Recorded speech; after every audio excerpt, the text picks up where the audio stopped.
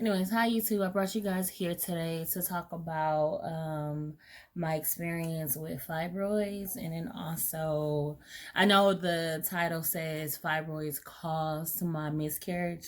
In a way, it kind of did, because the fibroids did make me it made me weak, and I wasn't well enough to carry a baby, and at this time I did not know. So I'm just gonna start you guys from the beginning.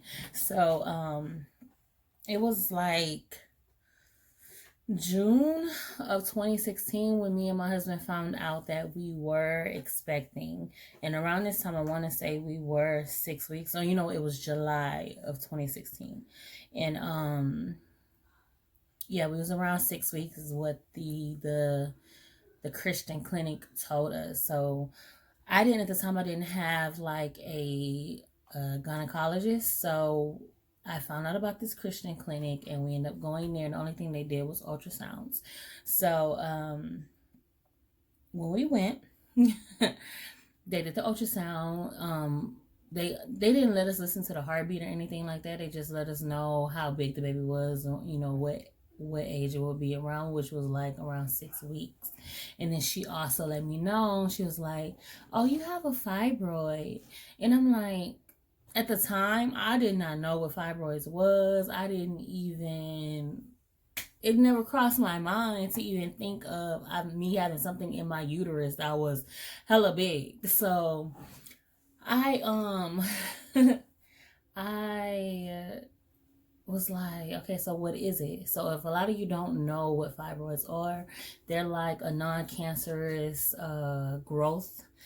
It's going to either be inside your uterus or on the lining of your uterus, like on the outside. So at the time, I just had a real big one. And with pregnancy hormones, it makes it grow even bigger. So prior to me even getting pregnant, I used to have the worst periods on earth, like to where my periods seemed like they were making me, like it was like I was peeing myself. That's how bad my periods were. You okay, baby? What are you doing? What are you doing? So I that's how I found out that I had a fibroid, by getting pregnant, because my ass never went to the damn. The only time I went to the doctor was to get checked up to see if to do my annual pap smear or whatever, and that was it, or to see if I had any type of STDs when I was single. That's the only time I went to the clinic, and I never really had just a personal gynecologist, you know what I'm saying? So it never came across that I had a fibroid until I got pregnant. So honestly, the baby saved my life, me getting pregnant, because a couple of weeks after that, we decided to tell people. So I did make the post on Facebook, which they do say, wait till you're 12 weeks to post on any social media sites or to let anybody know that you're pregnant, because, miscarriages do happen between, that before the 12-week mark. So me not listening, I was just so happy, because I really, at the time, I'm 26, like I really wanted a baby. So especially with my husband, he's such a great guy, So we end up going to we ended up calling his mom one day, and he was telling her that we were expecting. And I was so happy, you know what I'm saying? He's letting his mom know. And his mom, they live in Florida and we live in Houston. So it was like, we can't just go up to their face and be like, "Hey, we're expecting," So we told her over the phone. After that conversation of him having with her, I had to pee. I went to the bathroom and there was blood. And I mean, I didn't feel any pains or anything. It was just blood in my urine. And so I'm scared. You know what I'm saying? It's my first pregnancy. Like, I'm scared. Like, what's going on? So we went to an emergency room, and the emergency, the nurse there that was just telling us that, the baby still have a heartbeat. Sometimes it happens. Just, make sure, you're not stressing or anything like that. So we went home. A week later that's when the pain started. So we went back to the emergency room. I actually went with my older sister, Kristen, and my husband Giovanni was gonna meet us up there, and he was bringing my friend Kayla. So I went up there to the emergency room, and then that's when they told me that my baby didn't have a heartbeat. So I didn't even have an expression. I didn't know what to say to the doctor until he left that room. When he left that room, I just started crying into my sister's arms, like, you don't understand how badly I wanted a baby. You know what I'm saying? And just, even if you didn't want, I mean, like, even if you didn't want it as bad as me, just losing a baby, period, is heartbreaking. So I didn't even get to tell Gio until, like, he was, like, parking the car, and him and Kayla was walking up to us, and me and my sister were walking because the doctor told us I need to find a gynecologist so they can get the fetus out. So I was walking out of the hospital, and then he seen my face, and he knew, like, the bad had happened. You know what I'm saying? That we lost the baby. So I just, like, cried into his arms, and it was just heartbreaking. So the next thing that we did, we ended up finding a gynecologist. And like I said, I live in Houston, so I found one in Conroe. And I don't know why I went to Conroe to get a damn doctor when I know it's racist out there. But I don't know. I wanted to go to that doctor. I found it under my insurance. So I ended up going to that doctor. And when I tell you, this was the worst experience of my life with a doctor. So we got in there. They put me in a room so he can do the ultrasound. He did the ultrasound, and then he was like, "Oh, you have a fibroid, but I also don't see a living fetus. So we do need to, get the fetus out." So he take me after he examined me with the ultrasound. Then he take me into another room where they had to put my feet up on those little, those little things or whatever they call, to separate your legs, and they can examine you down there. This man was so rough with me. Like, he stuck in the tools to open me up, and then he placed in 2 pills. Now, he said those 2 pills were going to dissolve inside of me, and they were going to clear out the fetus. Now, like I said, I had a fibroid, meaning the fibroid is blocking the fetus from coming out, which this man knew because he did examine me before he took me into this other room to put the pills inside of me. So after he placed the pills inside of me, he yanked out the tool and sling it on, like, the little tray. Blood flew everywhere. This man was so unprofessional and so rough with me. My husband stood up, like, he was about to say something to this man, and I hurry up and, like, grab my husband's hand because I'm already in pain at this time. Like, I was in pain before I even walked in the fucking place. Like, I just wanted it to be over. So he prescribed me some pills that was not Vicodin. It started with a T, but it wasn't Tylenol. It wasn't ibuprofen. It was some shit that did not work. Some painkillers that did not work. Because when we got home, I was in a lot of pain. We picked up the prescription from the pharmacy, and then we got the prescription. I took 2. Still pain. I was in so much pain. You okay? Okay. I was in so much pain, I couldn't even lay down. It felt like... You okay, Papa? It felt like I was just being stabbed over and over and over. It felt like I had an open wound that was not sewed up, anything like that. And blood was just pouring out of me, and it wasn't no fetus coming out, anything. I was just bleeding like crazy. So my husband was like, "Just lay down, babe. Lay down, try to rest or something like that." I couldn't even lay down. My body was so in pain. Like, anyway, so we ended up going to the emergency room.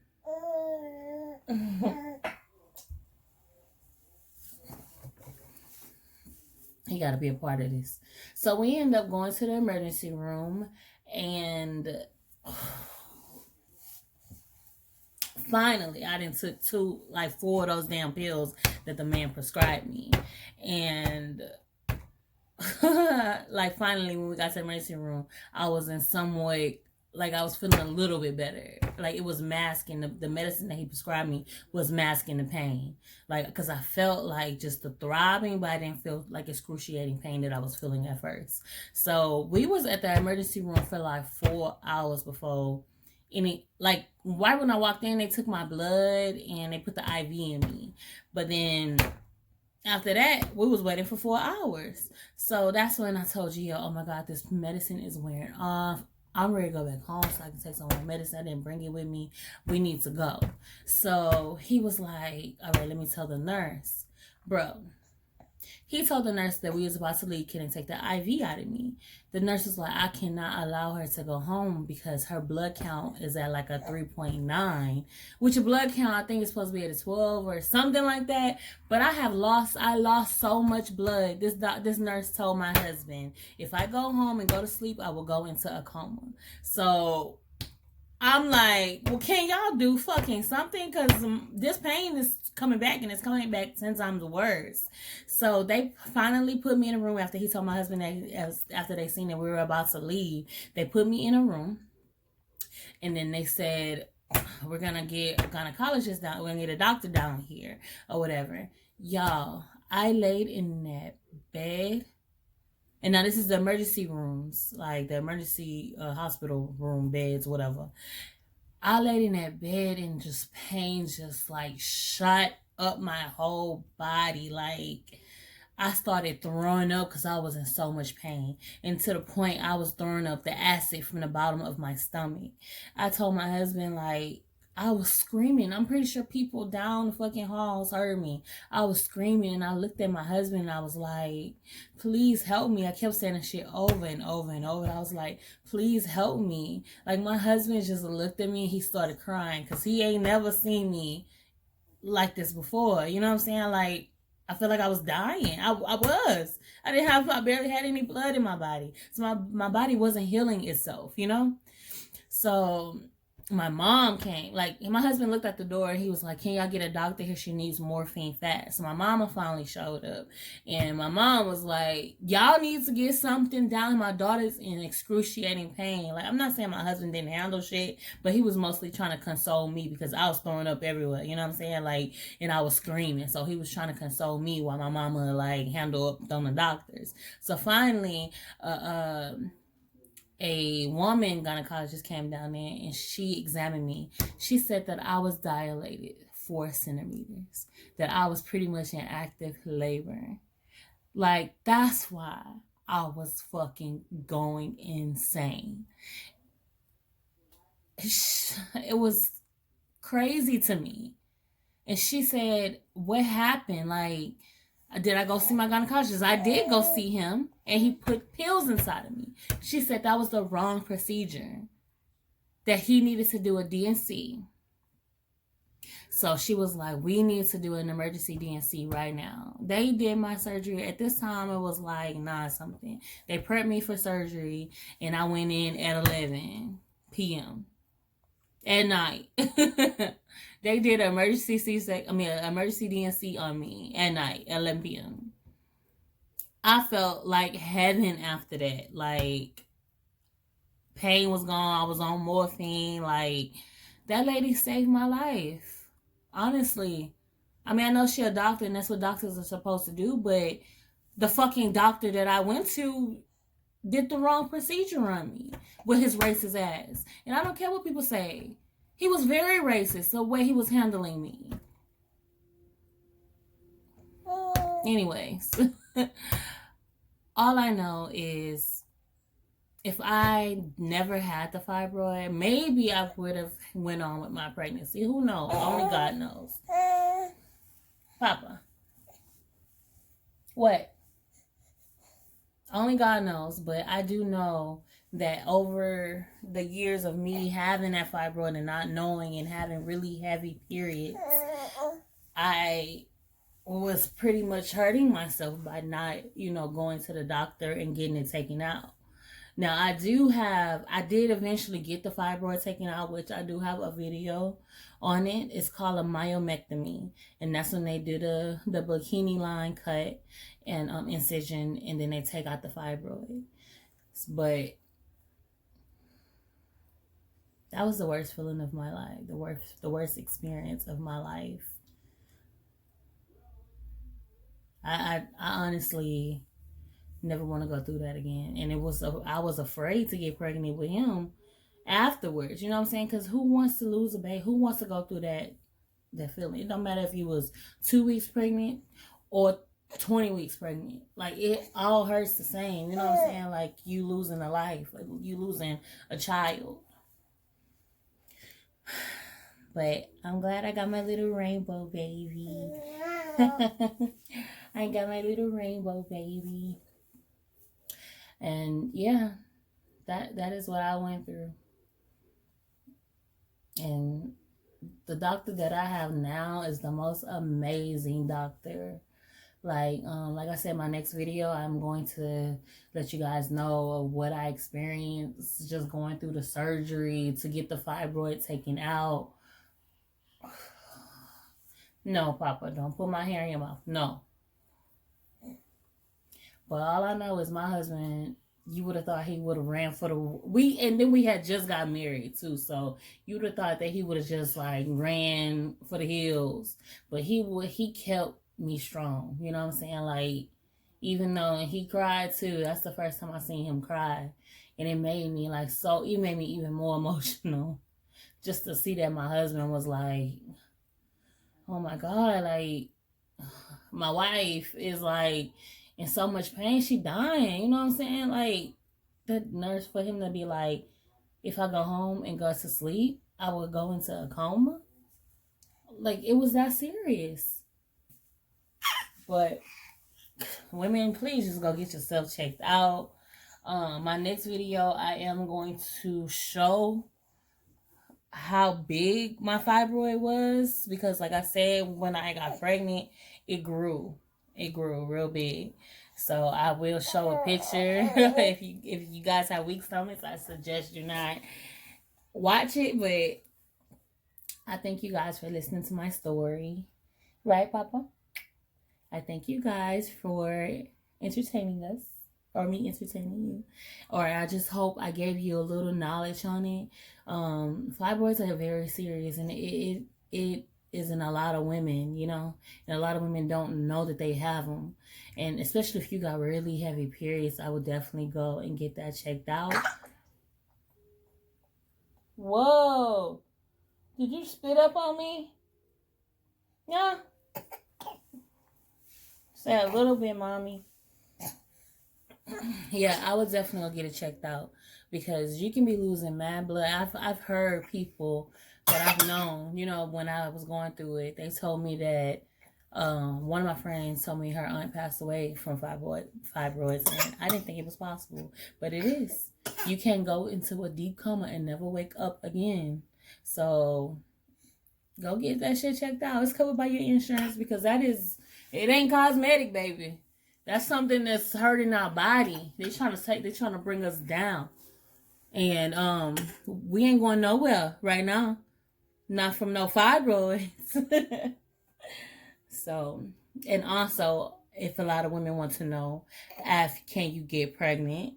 Because I don't want to just say fibroids made me have a miscarriage, because there's plenty of women out there who can be pregnant while having a fibroid. It's just they gotta monitor your pregnancy, you know, very closely. But you can definitely have kids with fibroids. I suggest you not to, but see, my case was bad because I was bleeding all those years like crazy every month. Like, my periods would last 2 weeks, sometimes 2 weeks, and I would bleed as if I'm peeing on myself. So yeah, my body was definitely not healthy enough to carry no baby. So if you're going through that, I suggest you not try to get pregnant at that time, just because there is a risk of you having a miscarriage. But I do want to say that y'all needs to get checked out. So But I love you, YouTube. Thank you for listening to my story. You know, I was trying not to choke up back there, but I mean, it is a very emotional story for me, you know. And we bounced back, but we will never forget that first baby that we got pregnant with, of course. So, y'all have a blessed day. Bless you. Bless you.